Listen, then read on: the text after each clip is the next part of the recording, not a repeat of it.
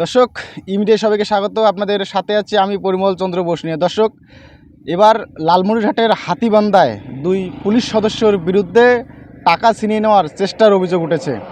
দর্শক, আপনাদেরকে যদি একটু ঘটনার বিবরণ বলি, আমি এখন দাঁড়িয়ে আছি লালমনিরহাটের হাতীবান্ধা উপজেলায় অবস্থিত দেশের বৃহত্তম সেচ প্রকল্প তিস্তা ব্যারেজ এলাকার পাশে যে ফ্লাড বাইপাস এলাকাটি রয়েছে, এখানে গতকালকে কিন্তু এই ফ্লাড বাইপাস যে এলাকা রয়েছে, এখানে গতকাল সন্ধ্যার পর স্থানীয় সাধুর বাজার রয়েছে, সেই সাধুর বাজারের একজন ব্যবসায়ী, নাম হচ্ছে হাসমদ আলী।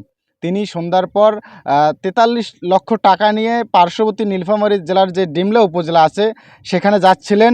সেই যাওয়ার মধ্যে এই ফ্লাড বাইপাস এলাকা যেখানে আমি দাঁড়িয়ে আছি, এখানে সন্ধ্যার দিকে তাকে অপরিচিত দুইজন লোক তাকে বিভিন্নভাবে হয়রানি করার চেষ্টা করে এবং তার কাছে যে 43 লক্ষ টাকা ছিল সেগুলো কিন্তু ছিনিয়ে নেওয়ার চেষ্টা করে। এক পর্যায়ে জানা যায় সেই দুই ব্যক্তি হাতীবান্ধা থানার অন্তর্গত তিস্তা ফাঁড়ি পুলিশের যে ফাঁড়ি রয়েছে সেখানকার দুই কর্মরত পুলিশ সদস্য, একজনের নাম হচ্ছে নারায়ণচন্দ্র বর্মন, আরেকজনের নাম হচ্ছে মামুন মিয়া।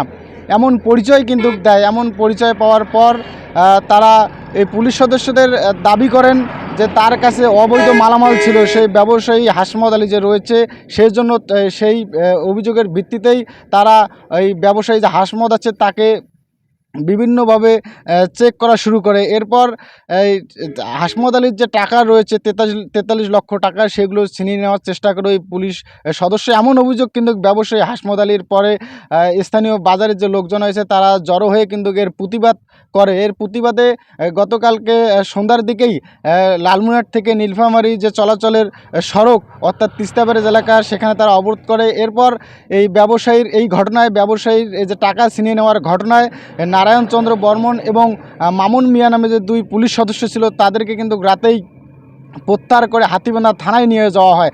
দর্শক, আপনাদেরকে জানিয়ে রাখি, আমরা যতটুকু জানতে পেরেছি আজকে সকালবেলা অর্থাৎ বুধবার আজকে সকালবেলা কিন্তু তাদেরকে লালমনিরহাট পুলিশ লাইনে কিন্তু নিয়ে যাওয়া হয়। দর্শক, আপনাদেরকে জানিয়ে রাখি, আসলে এই মামুন মিয়া এবং এই নারায়ণচন্দ্র বর্মনের মতো যে কয়েকজন পুলিশ রয়েছে, এই পুলিশ সদস্যের কারণেই কিন্তু আজকে এই পুলিশ বাহিনীর যে সম্মান এটি কিন্তু ক্ষুণ্ণ হচ্ছে।